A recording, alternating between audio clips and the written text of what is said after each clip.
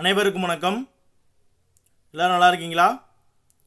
இன்றைக்கான லைவ் கிளாஸில் வந்து நம்ம 8th ஸ்டாண்டர்டில் இருக்கக்கூடிய 3rd, 4th and 8th lesson, அதாவது கிராம சமூகமும் வாழ்க்கை முறையும், மக்களின் புரட்சி மற்றும் வந்து காலங்கள் தோறும் இந்திய பெண்களின் நிலை, இந்த பாடங்களிலிருந்து ஒரு 20 கேள்விகளும் அதற்கான விடை மற்றும் அது தொடர்பான சில தகவல்களையும் பார்க்க போகிறோம். முதல் கேள்வி பார்த்துடலாங்களா? சரியற்ற இணையை தேர்வு செய்ய அப்படின்னு சொல்லி கொடுத்துருக்காங்க. கொடுக்கப்பட்ட இணைகளில் வந்து எந்த இணை வந்து சரியற்ற இணையாக இருக்குது அப்படின்னு சொல்லி ஆன்சர் பண்ணுங்கள். ஆப்ஷன் வாசிக்கட்டுமா? ஓராண்டு நில வருவாய் திட்டம் வந்து வாரன் ஹேஸ்டிங் பிரபு கொண்டு வந்தாரா? நிலையான நில வருவாய் திட்டம் வந்து காரன் வாலிஸ் பிரபு வந்து கொண்டு வந்தாரா? ரயத்துவாரி முறை வந்து தாமஸ் மன்ரோ பிரபு வந்து கொண்டு வந்தாரா? மகள்வாரி முறை வந்து வில்லியம் பெண்டிங் பிரபு அவர்களா? ஆன்சர் பண்ணுங்கள். எந்த இணை வந்து தவறாக இருக்குது அப்படின்னு சொல்லி ஆன்சர் பண்ணுங்கள்.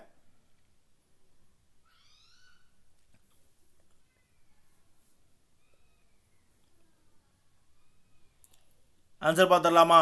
ஆப்ஷன் ஏ தாங்க கரெக்டான ஆன்சர். சரிங்களா? அதாவது 1765 அதாவது 57 பிளாசி போருக்கு அப்புறம் திவானி ரைட்ஸ், அதாவது வங்காளம், பீகார், ஒரிசா இந்த பகுதியில் இருக்கக்கூடிய திவானி ரைட்ஸை வந்து ஆங்கிலேயர் வந்து கைப்பற்றிடுவாங்க. அப்போ வந்து என்ன பண்ணுவாங்கன்னா, ஓராண்டு நில வருவாய் திட்டம் அப்படிங்கிற ஒரு திட்டத்தை வந்து ராபர்ட் கிளைவ் இருக்கார் இல்லையா, ராபர்ட் கிளைவ் தான் வந்து ஓராண்டு நில வருவாய் திட்டம் அப்படின்ற ஒரு திட்டத்தை அறிமுகப்படுத்துவார். அந்த திட்டத்தை வந்து பின்னாளில் வந்து 1772, 74 அந்த காலகட்டங்களில் வாரன் ஹேஸ்டிங் பிரபு வந்து தலைமை ஆளுநராக பதவியேற்ற போது என்ன பண்ணுவார்னா, அந்த ஓராண்டு நில வருவாய் திட்டத்தை வந்து 5 வருஷத்துக்கு மாற்றுவார். சரிங்களா? 5 இயர்ஸாக மாற்றுவார். பின்னாளில் வந்து அதை என்ன பண்ணுவார், திரும்பவும் ஓராண்டு திட்டமாக மாற்றிடுவார். 5 வருஷமாக மாற்றி திரும்பி வருஷம் கொடுக்குற மாதிரி மாற்றிடுவார்.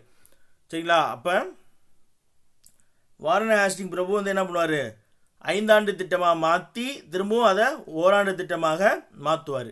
அடுத்து நிலையான நில வருவாய் திட்டம். சரிங்களா? அதாவது ஸ்டாண்டர்ட் ரெவன்யூ வர மாதிரி நிலையான நில வருவாய் திட்டத்தை வந்து காரன் வாலிஸ் பிரபு அவர் தான் வந்து என்னது உருவாக்குறார். அவர் வந்து 1793 இந்த காலகட்டங்களில் இந்தியாவினுடைய கவர்னராக இருக்கும் பொழுது இந்த நிலையான நில வருவாய் திட்டம் அப்படின்ற திட்டத்தை அறிமுகப்படுத்துவார். அந்த திட்டத்தை வந்து ஜமீன்தாரி முறை, ஜாகிர்தாரி முறை, இல்லைனா மல்குஜாரி முறை அப்படின்னு சொல்லி பல பேர்களால் வந்து அழைத்தார்கள். சரிங்களா? அடுத்து வந்து ரயத்வாரி முறை வந்து 1820 காலகட்டங்களில் தாமஸ் மன்ரோ மற்றும் கேப்டன் ரீட், சரிங்களா, கேப்டன் ரீட் அவர்களுடைய முயற்சியால் வந்து கொண்டு வரப்பட்டது. இந்த ரயத்வாரி முறை முதலாக மதராஸ் மாகாணத்தில் தான் அறிமுகப்படுத்தப்பட்டு வந்துச்சு. சரிங்களா? அடுத்து வந்து மகள்வாரி முறை அப்படின்ற முறையை வந்து 1829 காலகட்டங்கள், 1829 வங்காளத்தினுடைய தலைமை கவர்னராக வந்து இவர் வில்லியம் பெண்டிங் பிரபு இருக்கும் பொழுது அறிமுகப்படுத்தியிருப்பார். அடுத்து 2வது கேள்வி பார்ப்போம். பின்வரும் கூற்றுகளில் ஜமீன்தாரி முறையுடன் பொருத்தமற்றதை தேர்வு செய்க. அதாவது நிலையான நில வருவாய் திட்டம் இருக்கு இல்லையா, அது அந்த திட்டம் வந்து முதல்ல எந்த பகுதியிலாம் வந்து அறிமுகப்படுத்தப்பட்டுச்சு அப்படின்னு பார்த்தீங்கன்னா, நிலையான நில வருவாய் திட்டம் வங்காளம், பீகார், ஒரிசா, உத்தரப்பிரதேசம், வாரணாசி மற்றும் வடக்கு கர்நாடகம் ஆகிய பகுதிகளில் கொண்டு வரப்பட்டது. அப்போதைய ஆங்கிலேய இந்தியாவில் இருக்கக்கூடிய 19%, சரிங்களா, 19% நிலப்பரப்பில் வந்து இந்த நிலையான நில வருவாய் திட்டம் தான் இருந்துச்சு. சரிங்களா? இதில் வந்து கொடுக்கப்பட்டதில் எது தவறானது அப்படின்னு சொல்லி கேட்டிருக்காங்க. அதாவது ஆப்ஷன் ஏ வாசிக்க பாருங்க. வருவாய் ஒப்பந்தம் நேரடியாக விவசாயிகளுடன் செய்து கொள்ளப்பட்டது. பி, விவசாயிகளிடமிருந்து வரியை வசூல் செய்யும் அரசின் முகவர்களாக ஜமீன்தார்கள் செயல்பட்டனர். சி, விவசாயிகளிடமிருந்து வசூலித்த 11/10 பங்கு வரியினை ஜமீன்தார்கள் ஆங்கிலேய அரசுக்கு செலுத்தினர். டி, தரிசு நிலங்கள் மற்றும் காடுகள் விவசாய நிலங்களாக மாற்றப்பட்டன. இந்த 4 கூற்றுகளில் எந்த கூற்று வந்து இந்த ஜமீன்தாரி முறையுடன் வந்து பொருத்தமற்றது அப்படின்னு சொல்லி ஆன்சர் பண்ணுங்க.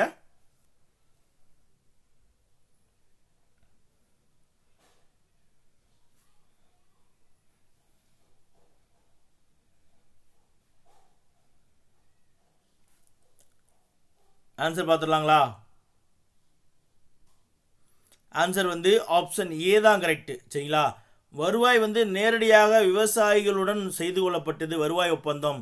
இது வந்து என்னன்னா இந்த நிலையான நிலவரி திட்டம், அதாவது ஜமீன்தாரி முறையின் கீழ் வராது. இது வந்து ரயத்துவாரி முறையின் கீழ் தான் வந்து என்ன பண்ணுவாங்க, அரசுக்கு வந்து விவசாயிகளே நேரடியாக வரியை செலுத்துவாங்க. அப்போ இதில் வந்து என்னன்னா அரசால் நியமிக்கப்பட்ட ஒரு ஜமீன்தார் அல்லது ஒரு ஜாகீர்தார் அப்படின்னு சொல்லப்படக்கூடியவர் அந்த பகுதியில் இருக்கக்கூடிய விவசாயிகள்கிட்ட வரியை வசூலித்து ஆங்கில அரசுக்கு செலுத்தக்கூடிய ஒரு முகவராக இருப்பார்.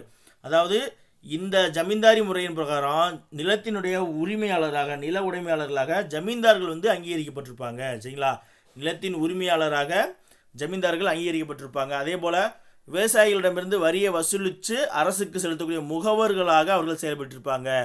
Option B correct. அதே போல் விவசாயிகளிடமிருந்து அவர்கள் 11 10 பங்கு வசூலித்து அந்த 11 பங்கில் 11 பிரித்து 10 பங்கை ஆங்கில அரசுக்கு செலுத்திட்டு ஒரு பங்கை அவர்களுடைய செலவுக்கு வைத்து கொள்வார்கள். சரிங்களா, அதே போல் இந்த ஜமீன்தாரி முறையின் பொழுது தான் தரிசு நிலங்கள் மற்றும் காடுகள் விவசாய நிலங்களாக மாற்றப்பட்டன. Option B, C and D என்னது சரியாக இருக்குது. ஏ மட்டும்தான் என்னது இந்த முறையுடன் பொருத்தமற்றதாக இருக்குது. அதனால் ஆப்ஷன் ஏ தான் என்னது இரண்டாவது கேள்விக்கு சரியான விடை. Option A. சரிங்களா, இந்த வருவாய் ஒப்பந்தம் நேரடியாக விவசாயிகளுடன் செய்து கொள்ளப்படும். இது ரயத்துவாரி முறையின் கீழ் தான் வரும். சரிங்களா, மூன்றாவது கேள்வி பார்ப்போம். விவசாயிகளின் எழுச்சியாக கருதப்பட்ட முதலாவது கழகம் எது அப்படின்னு சொல்லி கேட்டிருக்காங்க. ஆன்சர் பண்ணுங்க. இண்டிகோ கழகமா, சந்தால் கழகமா, பாப்னாவா, இல்லை தக்கான கழகமா? விவசாயிகளுடைய எழுச்சியாக கருதப்பட்ட முதலாவது கழகம்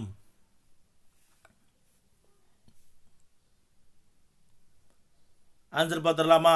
விவசாயிகளின் எழுச்சியாக கருதப்பட்ட முதலாவது கழகம் என்னன்னா 1855 to 56 காலகட்டங்களில் நடைபெற்ற சந்தால் கழகம். ஆப்ஷன் பி தான் கரெக்டான ஆன்சர். என்ன, சந்தால்கள் எங்கே வாழ்ந்தாங்க? பீகாரில் இருக்கக்கூடிய அந்த ராஜ்மஹால் குன்றுகளுக்கு அருகில் உள்ள பகுதியில் வாழ்ந்தவர்கள் தான் சந்தால் இன மக்கள். சரிங்களா, இவங்க 1854 வாக்கிலேயே பீர் சிங் அப்படிங்கிற ஒரு தலைமையில் சமூக கொள்ளையில் ஈடுபட்டிருப்பாங்க.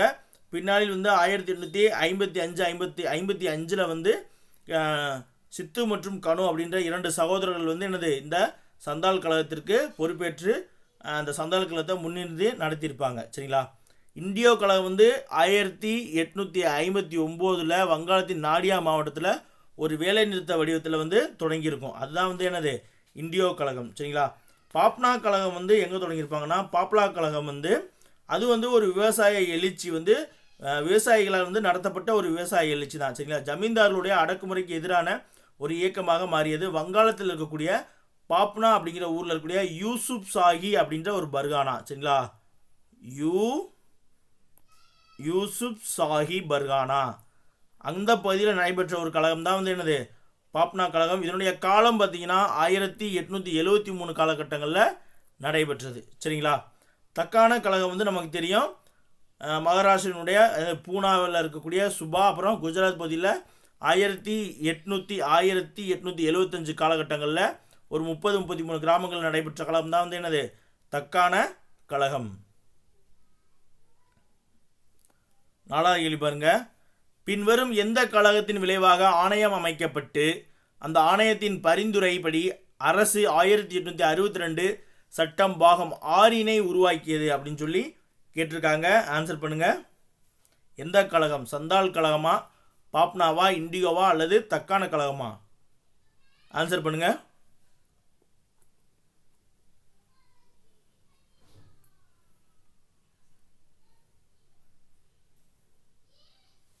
ஆன்சர் பார்த்துடலாங்களா? ஆன்சர் என்ன அப்படின்னா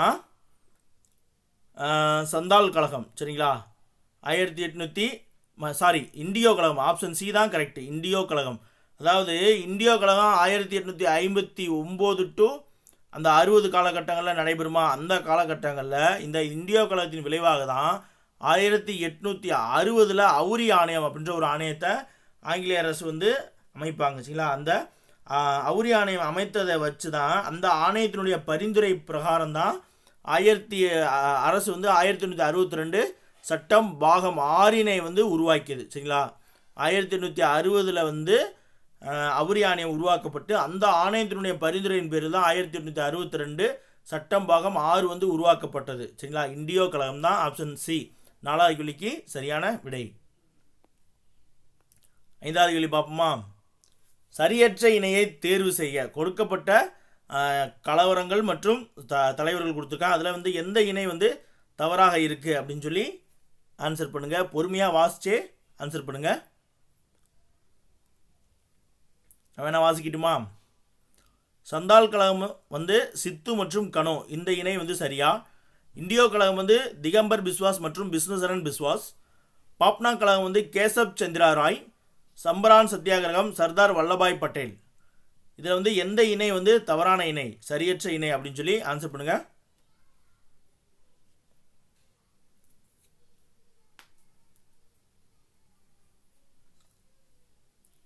ஆன்சர் பார்த்துடலாங்களா? ஆன்சர் வந்து ஆப்ஷன் டி. சம்பரான் சத்தியாகிரகம் வந்து 1917.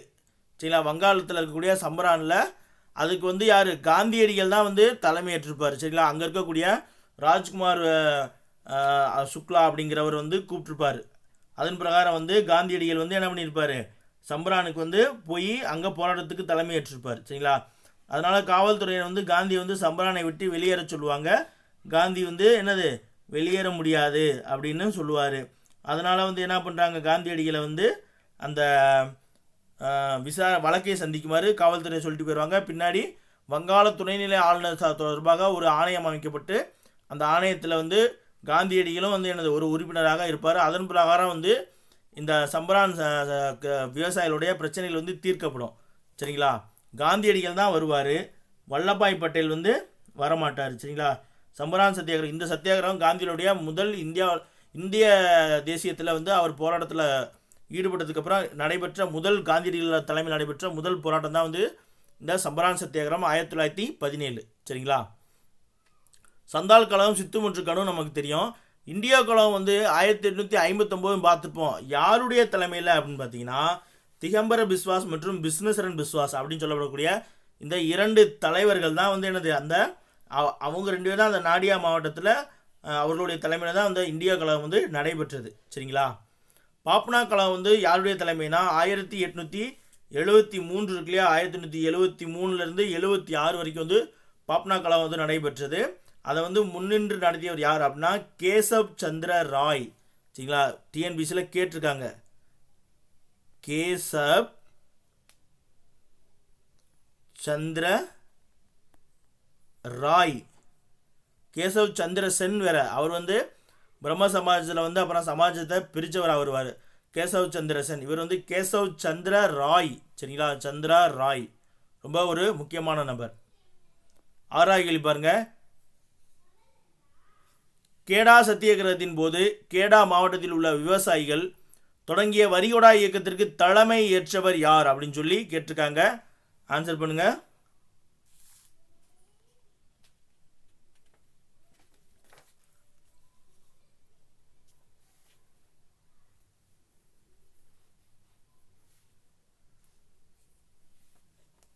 ஆன்சர் பார்த்துடலாமா? ஆறாவது கேள்விக்கு, அதாவது கேடா சத்தியாகிரகம் வந்து 1918 குஜராத் மாநிலத்தில் நடைபெறும். இதற்கும் வந்து என்னது காந்தியடிகள் தான் வந்து தலைமை ஏற்றிருப்பார். அவருடைய தலைமையில் தான் உள்ளூர் விவசாயிகள் வந்து வரிகொடா இயக்கத்தை நடத்தியிருப்பாங்க. சரிங்களா, அதுக்கப்புறம் இந்த கேடா சத்தியாகிரகத்தில் வல்லபாய் பட்டேலும் ஒரு முக்கியமான ஒரு தலைவராக செயல்பட்டுருப்பார். சரிங்களா, வல்லபாய் பட்டேல் வந்து இந்த அதில் தான் வந்து அவர் அறிமுகம் ஆவார். அதற்கப்புறம் வந்து இந்த காலகட்டத்தில் அந்த காலகட்டத்தில் தான் வந்து இந்திய தேசிய சுதந்திர போராட்டத்தில் ஒரு முக்கியமான தலைவராக சர்தார் வல்லபாய் பட்டேல் வந்து வளர்ச்சி அடைவார். 1918 கேடா சத்தியாகிரக காலகட்டத்தில் வல்லபாய் பட்டேல் வந்து வளர்ச்சி அடைவார். சரிங்களா,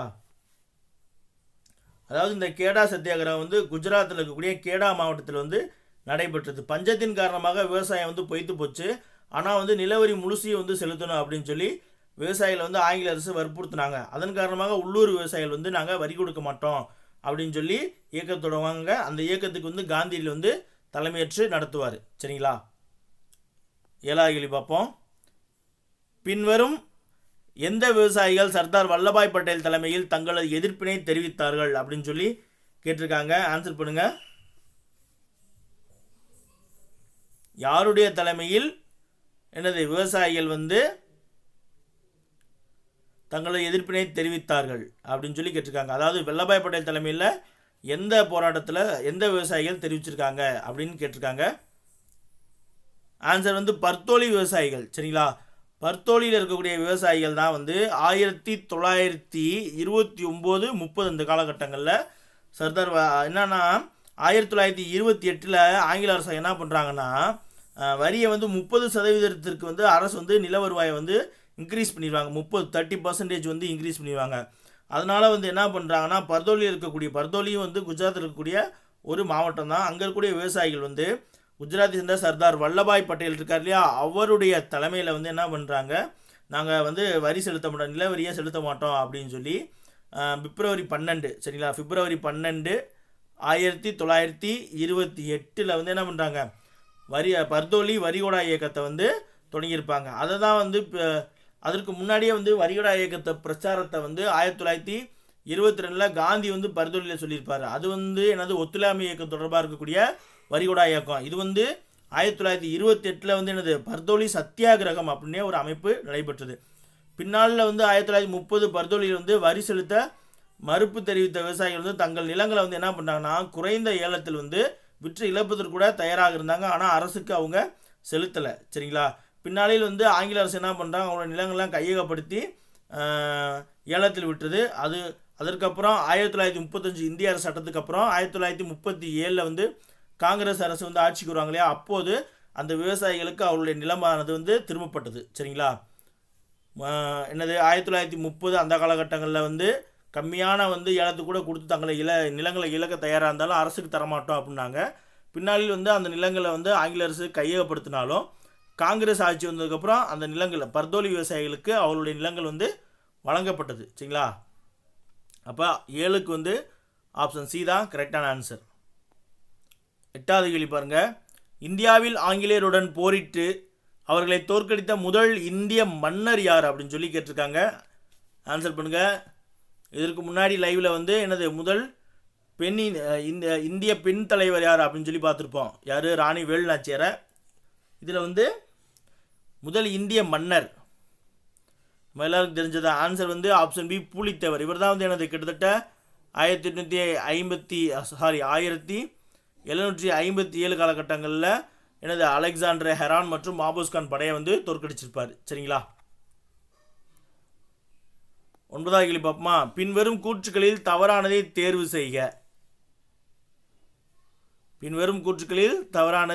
செய்க. விஸ்வநாத நாயக்கரின் அமைச்சர் அரியநாதர் 1529 பாளையக்காரர் முறையை ஏற்படுத்தினார். நாடு 72 பாளையங்களாக பிரிக்கப்பட்டு ஒவ்வொரு பாளையமும் ஒரு பாளையக்காரரின் கீழ் கொண்டு வரப்பட்டது. கிழக்கு பாளையங்களில் இருந்த நாயக்கர்கள் கட்டபொம்மனின் கட்டுப்பாட்டின் கீழ் ஆட்சி செய்தனர். மேற்கு பாளையங்களில் இருந்த மறவர்கள் பூலித்தேவரின் கட்டுப்பாட்டின் கீழ் ஆட்சி செய்தனர். இந்த கூற்றுக்களில் தவறான கூற்று எது அப்படின்னு சொல்லி ஆன்சர் பண்ணுங்க. கவனமாகவே ஆன்சர் பண்ணுங்க.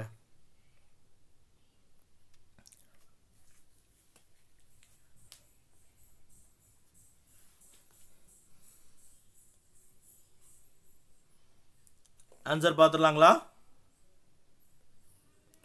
9வது கேள்விக்கு வந்து என்னன்னா ஆப்ஷன் ஏ தான் கரெக்டான ஆன்சர். சார் எப்படி சார்? அதாவது விஸ்வநாத நாயக்கர் 1829 என்னது நம்ம மதுரை நாயக்கராக நியமிக்கப்பட்ட பொழுது அவருடைய அமைச்சராக இருந்த விஸ்வநாத அரியநாதர் இருக்கார் இல்லையா, அரியநாதருடைய ஆலோசனையின் பேரில் விஸ்வநாத நாயக்கர் தான் பாளையக்காரர் முறையை ஏற்படுத்துவாரே தவிர அரியநாதர் வந்து ஏற்படுத்த மாட்டார். அரியநாதர் வந்து மன்னர் கிடையாது. அரியநாதருடைய ஆலோசனையின் பேரில் விஸ்வநாத நாயக்கர் தான் ஏற்படுத்துவார். இங்கே வந்து என்ன சொல்லியிருக்கோம், அவருடைய அமைச்சர் அரியநாதர் ஏற்படுத்தினார்னு சொல்லி கொடுத்துருக்காங்க.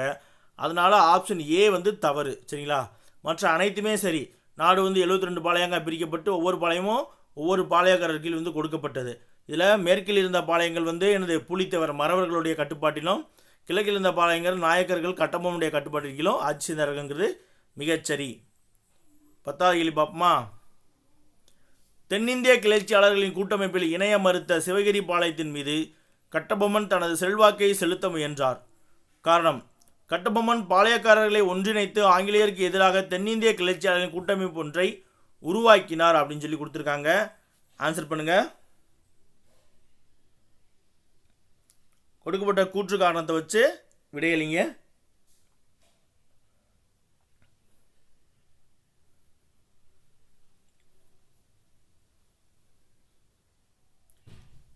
ஆன்சர் பார்த்துடலாங்களா. 10வது கேள்விக்கு வந்து ஆப்ஷன் ஏ தான் கரெக்டு சரிங்களா. அதாவது கூற்று சரி, காரணம் வந்து தவறு. சரிங்களா? அதாவது தென்னிந்திய கிளர்ச்சியாளர்கள் கூட்டமைப்பில் வந்து சிவகிரி பாளையக்காரர் ஜாயின் பண்ணுறதுக்கு மறுத்துருவார். அதன் காரணமாக தான் வந்து கட்டபொம்மன் அவர் மீது அவருடைய செல்வாக்கை காட்ட படையெடுத்து போவார். அப்போ கூற்று வந்து மிகச்சரி. காரணம் வந்து கொடுத்துருக்காங்க இல்லையா, கட்டபொம்மன் பாளையக்காரர்களை ஒன்றிணைத்து ஆங்கிலேயருக்கு எதிராக தென்னிந்திய கிளர்ச்சியாளர்கள் கூட்டமைப்பு ஒன்றை உருவாக்கினார். இது வந்து மிக தவறு. சரிங்களா? யாருன்னா மருதுபாண்டியர், சிவகங்கையினுடைய மருதுபாண்டியர்கள் தான் வந்து எனது பாளையக்காரர்களை, அருகில் இருக்கக்கூடிய பாளையக்காரர்களை ஒன்றிணைத்து ஆங்கிலேயருக்கு எதிராக தென்னிந்திய கிளர்ச்சியாளர் கூட்டமைப்பு ஒன்றை உருவாக்குவாங்க. அந்த கூட்டமைப்பில் சேரணும் அப்படின்னு சொல்லி என்ன பண்ணுவார், நம்ம கட்டபொம்மன் வந்து முயற்சி பண்ணுவார். பின்னாளில் வந்து மறவர்கள் இருக்கக்கூடிய அந்த கூட்டமைப்பில் வந்து அவருடைய செல்வாக்கை வச்சு கட்டபொம்மன் வந்து ஒரு முக்கிய இடத்துக்கு வருவார். திருநெல்வேலி கூட்டமைப்பினுடைய தலைவராகவும் பின்னாளில் வந்து அவர் வருவார். சரிங்களா? அப்போ கூற்று சரி, காரணம் வந்து தவறு. ஆப்ஷன் ஏ தான் கரெக்டு. அதுக்கு முன்னாடியே இருக்கக்கூடிய திருநெல்வேலி கூட்டமைப்புடைய தலைவர் யார் அப்படின்னு கேட்டால் புலித்தேவர் தான் வந்து முதலாக திருநெல்வேலி கூட்டமைப்பு அப்படின்ற ஒன்றா உருவாக்குவார். அருகில் இருக்கக்கூடிய பாளையக்காரர்களை இணைத்து என்னது சிவகிரி பாளையம் நீங்களாக மேற்கில் இருக்கக்கூடிய அனைத்து பாளையங்களும் அவருக்கு உதவி செய்வாங்க. அது மட்டும் இல்லாமல் தஞ்சாவூர் மன்னர் தஞ்சாவூர் சார்பு அந்த மன்னர் இருக்காங்களே அவங்க மராத்தியர்கள் உதவி செய்வாங்க. அப்புறம் திருவிதாங்கூர் மன்னரும் வந்து புலித்தேவருக்கு உதவி செய்வாங்க. சரிங்களா? அதே போல் திண்டுக்கல் கூட்டமைப்பினுடைய தலைவர் வந்து கோபால நாயக்கர் தான். சரிங்களா? கோபால நாயக்கர் வந்து திண்டுக்கல் கூட்டமைப்பினுடைய தலைவராக இருப்பார். 11வது கேள்வி பார்ப்போமா?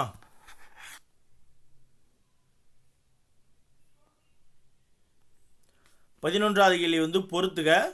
இந்த பக்கம் வந்து நபர்கள் கொடுத்துருக்காங்க, அந்த பக்கம் அதற்கு தொடர்புடைய நபர்கள். இந்த பக்கம் வந்து மன்னர்கள், அந்த பக்கம் வந்து அவர்களுக்கு வேலை செய்த அமைச்சர்கள், உதவியாளர்கள், இந்த மாதிரி எல்லாமே கொடுத்துருக்காங்க. படித்து பார்த்துட்டு பொறுமையாக ஆன்சர் பண்ணுங்கள்.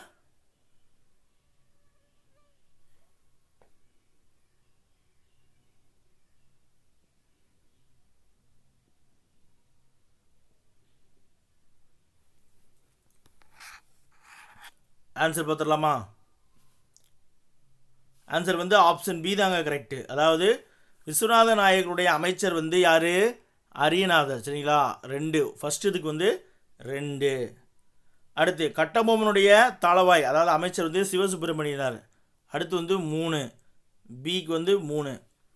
அடுத்து வேலு நாச்சியாருடைய நம்பிக்கைக்குரிய தோழி மற்றும் பெண்கள் படைப்பிரிவு தளபதி யார் அப்படின்னு பார்த்தீங்கன்னா குயிலி. 4. சிக்கு வந்து 4.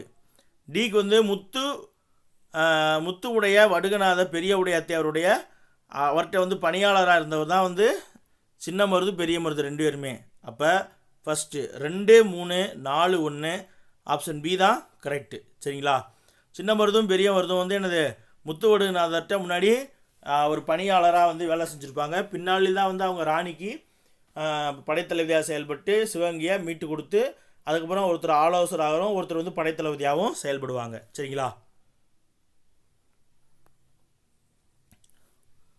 12வது கேள்வி பாருங்க. வீரபாண்டிய கட்டபொம்மன் தூக்கிலிடப்பட்ட ஆண்டு எது?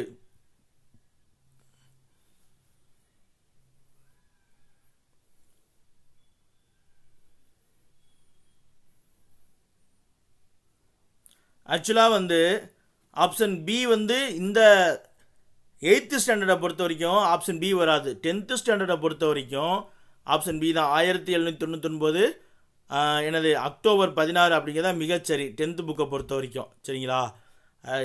இந்த நம்ம 8th புக்கில் என்ன சொல்லியிருப்பாங்கன்னா 16ஆம் தேதி விசாரணை செஞ்சு அதற்கு அடுத்த நாள் 17ஆம் தேதி தூக்கில் போட்டாங்க அப்படின்னு சொல்லியிருப்பாங்க. ஸோ இது ரெண்டையுமே பார்த்துக்கோங்க. ஆனால் 100% கரெக்டான ஆன்சர் வந்து எனது 1799 அக்டோபர் 16 அப்படிங்கிறது தான் எனது கயத்தாறு கோட்டையில் தூக்கில் போடுவாங்க. ஆனால் இந்த 8th புக்கில் மட்டும் என்னது அக்டோபர் 17 அப்படின்னு சொல்லி கொடுத்துருப்பாங்க. இந்த புக்கை படித்தவங்க எல்லாரும் இந்த கேள்வி இந்த பாடத்துலேருந்து கேட்டது அப்படின்னு தெரிஞ்சால் தான் இந்த ஆப்ஷன் சி அடிச்சிருப்பீங்க. மற்றபடி எல்லோரும் என்னது ஆப்ஷன் பி தான் அடிச்சிருப்பீங்க. 10th ஞாபகத்தில் இருக்கவங்க பூரா ஆப்ஷன் பி அடிச்சிருப்பீங்க. சரிங்களா? அதாவது சின்ன மாற்றங்கள் புத்தகத்தில் ஒரே தகவலில் இருந்துச்சுன்னா அது எந்த புத்தகத்துலன்னு தெரிஞ்சுக்கணும். ஏன்னா எந்த கேள்வி வந்து எங்கேருந்து எடுக்கிறாங்க அப்படிங்கிறத பொறுத்து தான் ஆன்சரும் செட் பண்ணுவாங்க. எப்போவுமே வந்து ஹையர் ஸ்டாண்டர்டில் என்ன ஆன்சர்ஸ் இருக்கோ, ஒரே கேள்வி 2 ஸ்டாண்டர்டில் இருந்தால் ஹையர் ஸ்டாண்டர்டில் என்ன டேட்டா இருக்கோ அதுதான் வந்து 100% கரெக்டாக ஆன்சராக வந்து எடுத்துக்குவாங்க. சரிங்களா? 13வது கேள்வி பார்ப்போம். ஆங்கிலேயருக்கு எதிரான தீவிர நடவடிக்கைகளின் காரணமாக சிவகங்கை சிங்கம் என அழைக்கப்பட்டவர் யார்? இதே கேள்வியை வந்து நான் கடந்த முறை இந்த பாடங்கள் சம்பந்தமான லைவில் கேட்டேன், ஆன்சரும் சொல்லியிருந்திருப்பேன். விரைவாக ஆன்சர் பார்த்துட்டு போயிடலாம். யார்? சின்ன மருது. சரிங்களா, இவரை வந்து மருது பாண்டியன் அப்படின்னு சொல்லியும் அழைப்பாங்க. சரிங்களா, சின்ன மருது. அடுத்து 14வது கேள்வி பார்த்துடலாம். தென்னிந்திய கிளர்ச்சியின் போது எத்தனை கிளர்ச்சியாளர்கள் மலேசியாவின் பினாங்கிற்கு நாடு கடத்தப்பட்டனர் அப்படின்னு சொல்லி கேட்டிருக்காங்க. ஆன்சர் பண்ணுங்க.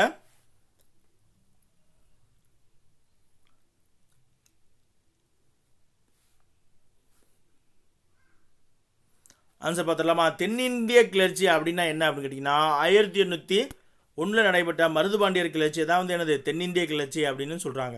ஏன்னா சிவகங்கை கிளர்ச்சியை தான் வந்து என்னது தென்னிந்திய கிளர்ச்சி அப்படின்னு சொல்கிறாங்க. 1801 அந்த மருதுபாண்டியருடைய கிளர்ச்சி வந்து அடக்கப்பட்டிருக்கும். அவருடைய கிளர்ச்சியை வந்து ஆங்கிலேயுடைய வரலாற்று குறிப்பில் வந்து 2வது பாளையக்காரர் போர் அப்படின்னு சொல்லி குறிப்பிட்டிருப்பாங்க. 1801 வந்து சிவகங்கை இணைக்கப்பட்டோம். 1801 அக்டோபர் 24 திருப்பத்தூர் கோட்டையில் மருதிருவர் 2 பேருமே, அதாவது மருது சோதரர்கள் 2 பேருமே தூக்கிலிடப்பட்டு கொல்லப்பட்டிருப்பாங்க. அதற்கப்புறம் விசாரணைக்கு பின்னாடி 73 பேர் வந்து, அதாவது இந்த மருதுபாண்டியருடைய மகன் உட்பட, அது வந்து ஒரு செய்தியொலி செய்தால் அவருடைய மகன் உட்பட 73 பேர் வந்து மலேசியாவில் இருக்கக்கூடிய பினாங்கிற்கு நாடு கடத்தப்பட்டிருப்பாங்க. சரிங்களா, 15வது கேள்வி பொறுத்துக. 1857 பெரும்புரட்சி நடைபெற்ற இடங்களும் அதை வழிநடத்திய தலைவர்களும் கொடுத்துருக்காங்க. பார்த்துட்டு டக்குன்னு ஆன்சர் பண்ணுங்க.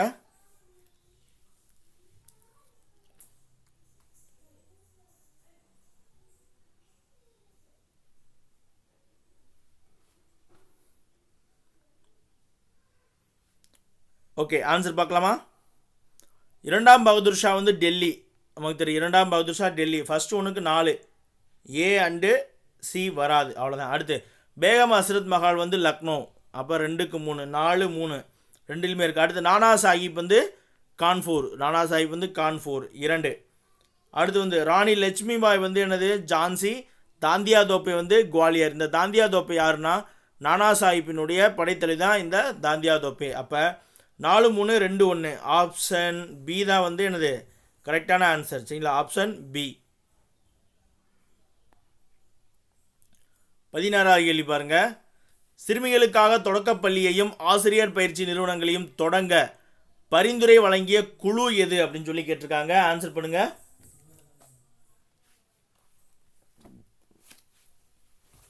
இது வந்து காலங்கள் தோறும் இந்திய பெண்களின் நிலை, அந்த இதில் வரக்கூடிய கேள்வி.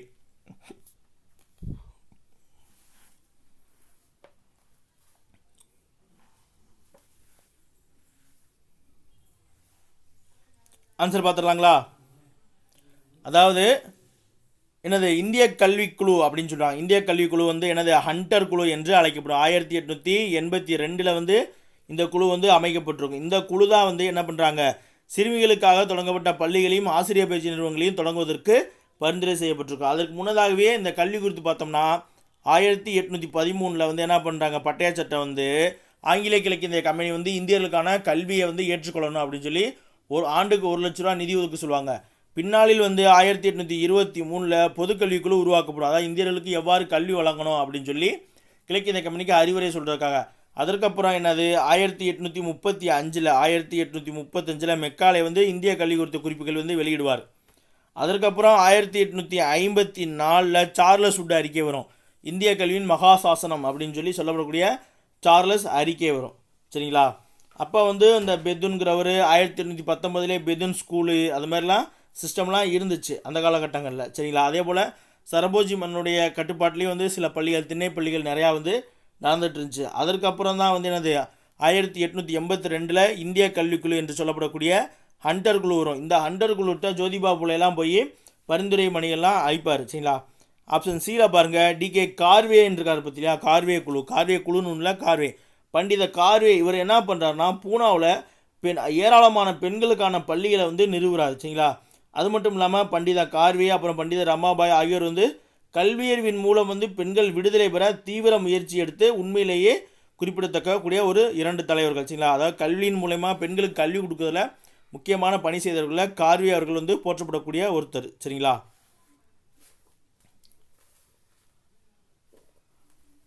அடுத்து இந்த 1802 ஆண்டு ஒழுங்குமுறை சட்டம் இருக்குது பார்த்தீங்களா, 1802 ஆண்டு ஒழுங்குமுறை சட்டம், அப்புறம் 1870 ஆண்டின் பெண் சிசு கொலை தடை சட்டம். ஆகிய சட்டங்களை வந்து நிறைவேற்றி பெண் சிசு கொலை நடைமுறையை வந்து என்னது தடை செய்கிறாங்க. சரிங்களா? அதாவது ஆங்கில கிழக்கிந்திய நிர்வாகம் வந்து என்ன செய்கிறாங்கன்னா தடை செய்ய சில நடவடிக்கைகள் வந்து மேற்கொண்டது. என்னென்னா 1795 சரிங்களா 1795 வாக்கில் வந்து வங்காள ஒழுங்காற்று சட்டம் அப்படின்னு ஒரு சட்டம் கொண்டு வராங்க. அதற்கப்புறம் வந்து 1802 வந்து ஒரு ஒழுங்குமுறை சட்டம், அதுக்கப்புறம் 1870 வந்து பெண் சிசு கொலை சட்டம். இந்த சட்டங்கள் மூலயமாக என்ன பண்ணுறாங்கன்னா அந்த குழந்தை பெண் சிசு கொலை கொள்கிறாங்க இல்லையா அந்த முறையை வந்து ஒழித்தாங்க. அதுதான் வந்து என்னது 1802 ஒழுங்குமுறை சட்டத்தினோட தொடர்புடையது. 17வது கேள்வி பாருங்க. பின்வரும் எந்த சட்ட திருத்தத்தின்படி ஆண்களுக்கான குறைந்தபட்ச திருமண வயது 21 பெண்களுக்கான குறைந்தபட்ச திருமண வயது 18 திருத்தப்பட்டது அப்படின்னு சொல்லி கேட்டிருக்காங்க. ஆன்சர் பண்ணுங்க.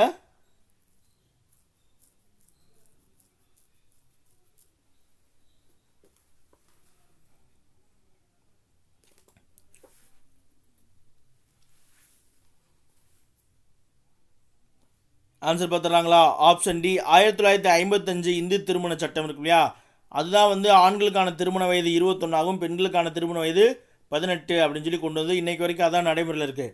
அதுக்கு முன்னாடி பார்த்தீங்கன்னா ஃபஸ்ட்டு இந்து திருமண சட்டம் வந்து கிட்டத்தட்ட 1860 வந்து கொண்டு வந்திருப்பாங்க. சரிங்களா? அப்புறம் பெண்ணோட வயது 11 13 ஆகி அப்படியே மாறி வந்திருக்கும். என்ன பண்ணுறாங்கன்னா 1846 வந்து பெண்களுக்கான குறைந்தபட்ச திருமண வயது 10 அப்படின்னு இருந்துச்சு. பின்னாளில் வந்து கேசவ சந்திரசன் முயற்சியில் 1872 சிறப்பு திருமண சட்டம் அப்படின்ற ஒரு சட்டம் உள்நாட்டு திருமண சட்டம் மூலமாக என்ன பண்ணுறாங்கன்னா பெண்களுடைய திருமண வயது 14 அப்படின்னும் ஆண்களோட திருமண வயது 18 அப்படின்னு சொல்லி கொண்டு வராங்க. அதற்கடுத்து 1930 சாரதா சட்டம் வருது. 1930 29 ஒரு புத்தகங்களில் 29 கொடுத்துருப்பாங்க. அப்புறம் பல புத்தகங்கள் வந்து 1930 ஞாபகம் வச்சுக்கோங்க சாரதா சட்டம். அது வந்ததுக்கப்புறம் என்ன பண்ணுறாங்க பெண்ணுடைய வயதை வந்து திருமண வயதை 14 அப்படின்னும் அப்புறம் ஆணுடைய திருமண வயதை 18 அப்படின்னு சொல்லி உறுதிப்படுத்துது சாரதா சட்டம். அதற்கப்புறம் தான் வந்து இந்த 1955 இந்து திருமண சட்டம் வந்து ஆணினுடைய திருமண வயது 21 பெண்ணுடைய திருமண வயது 18 அப்படின்னு சொல்லி கொண்டு வராங்க. சரிங்களா? அப்போ 17வது கேள்விக்கு ஆன்சர் வந்து 1955 இந்து திருமண சட்டம். சரிங்களா? 1872 சட்டமும் சொல்லிட்டேன், 802 சட்டமும் சொல்லியாச்சு. 1930 வந்து என்னது சாரதா குழந்தை திருமண மசோதா. சரிங்களா? சாரதா சட்டம் அப்படின்னு சொல்லுவோம் இல்லையா அது. 18வது கேள்வி பாருங்க. தேவதாசி ஒழிப்பு மசோதாவை சென்னை சட்டமன்றத்தில் 1930 முன்மொழிந்தவர் யார் அப்படின்னு சொல்லி கேட்டிருக்காங்க. ஆன்சர் பண்ணுங்க.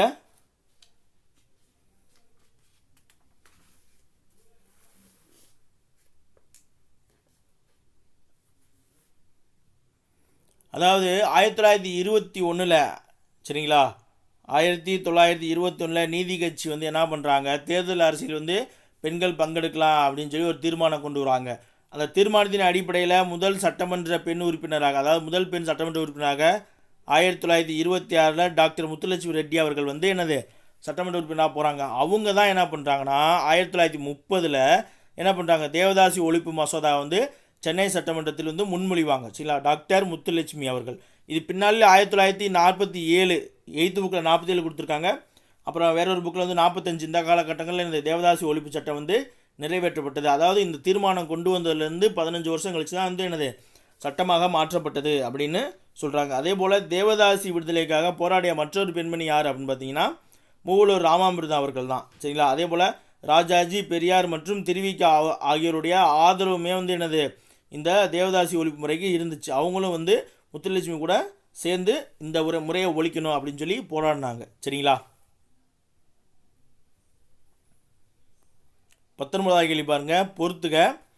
கந்தூரி வீரேசலிங்கம், எம்ஜி ரானடே, கோபாலகிருஷ்ண கோகலே, பண்டிதர் ரமாபாய் இவர்களுடன் தொடர்புடைய அமைப்புகளை வந்து பொறுத்துங்க.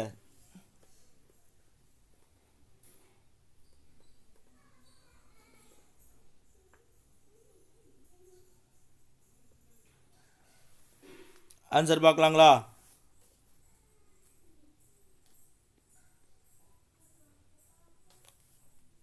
ஆன்சர் பார்த்தலாம். கந்துகூரி வீரேசலிங்கம் வந்து யார் அப்படின்னு பார்த்தீங்கன்னா இவர் வந்து தென்னிந்தியாவில் அதாவது ஆந்திரா பகுதியில் வந்து மகளிர் விடுதலைக்காக போராடிய ஒரு ஆரம்பகால போராளி. அவர் வந்து விவேகவர்த்தினி அப்படின்ற ஒரு பத்திரிகை வந்து வெளியிட்டிருப்பார் சரிங்களா.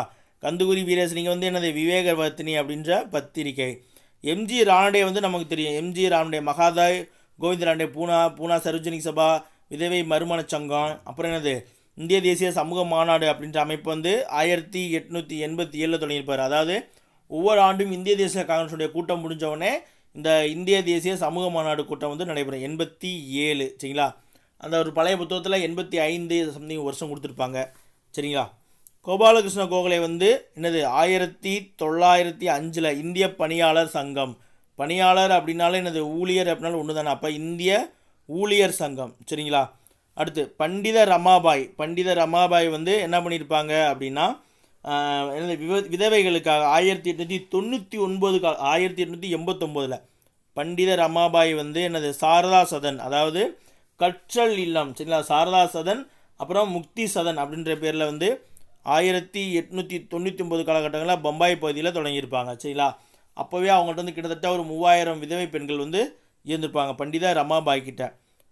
அந்த அடிப்படையில் பார்த்தீங்கன்னா ஃபஸ்ட்டு இதுக்கு வந்து செகண்டு 2 1 கோபாலகிருஷ்ண கோகலே வந்து நேரடியாக பிறந்திருக்கு 3 4 2 1 3 4 ஆப்ஷன் சி தான் கரெக்டு. 19வது கேள்விக்கு ஆப்ஷன் சி தான் கரெக்டு சரிங்களா.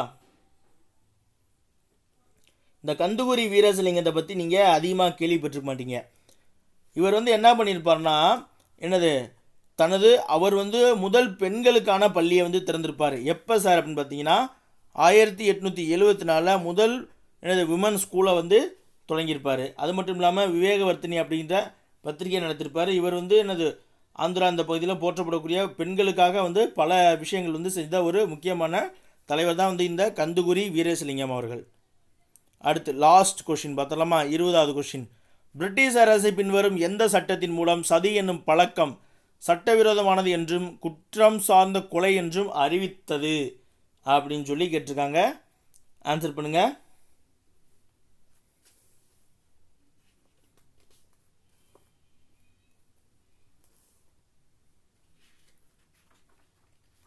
நமக்கு தெரியும் 1829 ஆன்சர் போட்டுருவோம் சரிங்களா. ஆப்ஷன் பி தான். அதாவது அந்த சட்டம் பாருங்களே, வில்லியம் பெண்டிங் பிரபு தான் வந்து என்ன பண்ணுவார் 1879 என்ன பண்ணிடுவார், சதி அப்படிங்கிறது வந்து என்னது உடன்கட்டை ஏறுதல் வந்து தண்டனைக்குரிய குற்றம் அப்படின்னு சொல்லி வில்லியம் பெண்டிங் பிரபு வந்து அறிவிச்சிருப்பார் சரிங்களா. அந்த சட்டம் என்ன அப்படின்னு பார்த்தீங்கன்னா டிசம்பர் 17 சரிங்களா. சட்டப்பிரிவு டிசம்பர் 4ஆம் தேதி என்னது அந்த சட்டம் வந்திருக்கும். பிரிவு 17 வந்து அந்த சட்டத்தை வந்து நிறைவேற்றுவார் சரிங்களா. வில்லியம் பெண்டிங் பிரபு நிறைவேற்றுவார். பின்னாளில் 1861 அப்புறம் இந்த வில்லியம் பெண்டிங் பிரபு நிறைவேற்றின இந்த சதி ஒழிப்பு சட்டம் வங்காளத்துக்கு மட்டும்தான். வங்காளத்தில் தான் வந்து இவர் வந்து இந்த சதி ஒழிப்பை கொண்டு வந்திருப்பார். பின்னால் 1861 விக்டோரியா ராணியுடைய அறிக்கையின் பேரில் இந்தியா முழுமைக்கும் சதி அப்படிங்கிற ஒரு மூடப்பழக்கம் வந்து ஒழிக்கப்பட்டது சரிங்களா. ஓகே, இன்றைக்கான லைவ் கிளாஸ் வந்து முடிஞ்சிருச்சு. இந்த லைவ் கிளாஸ் வந்து உங்களுக்கு யூஸ்ஃபுல்லாக இருந்துச்சுன்னா கமெண்ட் பண்ணுங்கள் சரிங்களா. தொடர்ச்சியாக படிங்க. மீண்டும் நாளைக்கான லைவ் கிளாஸில் பார்க்கலாம் சரிங்களா. தேங்க்யூ.